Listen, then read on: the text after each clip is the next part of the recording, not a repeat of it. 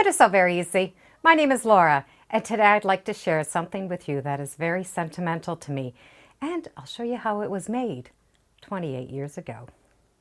28 years ago, my son colored this picture. This picture is just on a piece of cotton fabric, and it was made with crayons. It's a lovely sunny day with birds in the air. He's fishing with his favorite green shirt on in a boat. The water is splashing, and we have some big fish that obviously he thinks he's catching. And in the bottom, I have his signature and the date. You would think after 28 years, this picture would be very faded, but it's still very clear, and it was made with crayons. This was not the package that we used all those years ago, but it is very similar to what we did color with. The crayons are actually made for fabric. Regular crayons can wash out, and a lot of new crayons are designed to wash out.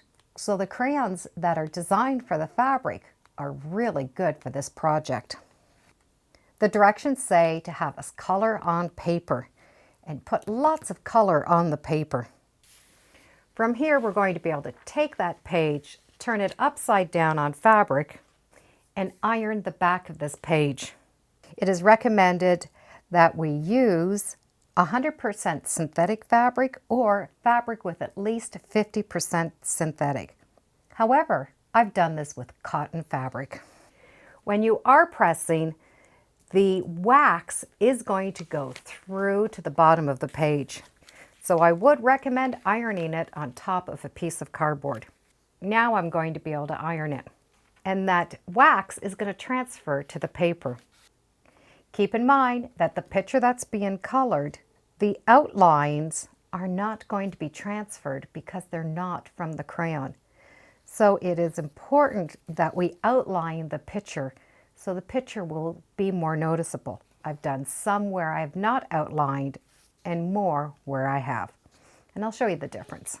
So we're going to put this page down, and I definitely would recommend putting another piece of paper on the top so that none of the wax will come through on the iron. Just a plain iron with no steam, and press this down.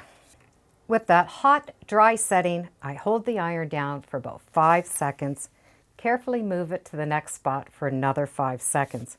So I do the entire picture, and then I'll turn around and do it one more time.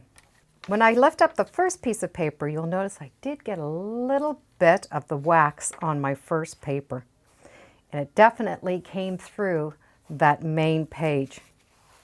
If you've used a page that you've printed out from the computer, sometimes that black ink will transfer onto the page. You can see where I've outlined the picture on the body, but the head I did not outline, so you don't notice the picture as much. You can do the same thing on a piece of plain paper. Just color a picture or have a child color a picture, turn it over and transfer it on. This is very, very soft, and you don't feel the wax at all. So this is the recommended way to do it, but I like to do it another way. And here's an example of how I like to do it. I like to take those crayons and color right on top of a cotton fabric. And I'll show you the difference in the colors. There's not much difference at all. Some are definitely darker than others after they've been washed. But once I've colored this picture onto the fabric, I will turn it over, place that plain page on the top, and press. And even though I have a piece of cardboard underneath, I still bring it to my iron. Once I have finished pressing, I did end up with a little bit of a transfer of that wax on the cardboard. However, the colors did remain quite nice. I did use a cotton fabric that had a tone-on-tone, and you can definitely see that after its wash. But I like the way it turned out. The advantage of coloring directly on the fabric is everything is in the right position. For example, my name is correct. If I colored on the paper first, turned it over and pressed it on the fabric, my design would be reversed. If you're coloring on a piece of fabric that is going to stretch, take your fabric and clamp it Onto the cardboard. This will be very helpful if you're doing a t-shirt. With that fabric tight, it's a lot easier to color because the fabric won't shift. I would recommend the first time you wash this is to wash it by hand.